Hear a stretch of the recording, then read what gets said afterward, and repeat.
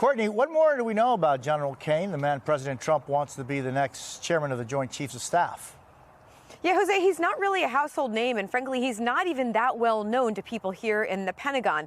He actually retired about 2 months ago from the Air Force. Most recently, he was assigned as a senior military officer at the CIA, working for the director, Bill Burns, for the last several years. But the way that President Donald Trump got to know him was back when he was assigned to the mission in Iraq. Now, back then, he was with the Special Ops Task Force. He was the deputy commander there.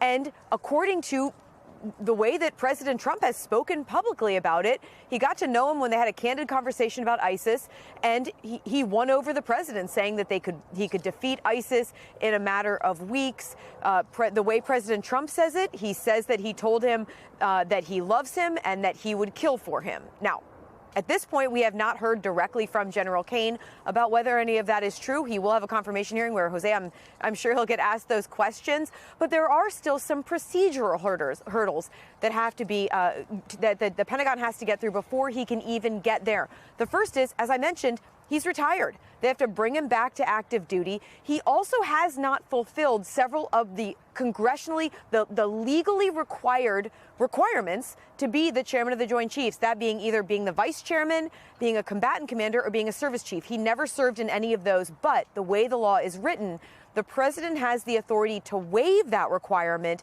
if it is in the national interest. So the big question now is, how will he change the joint staff, the building right behind me here?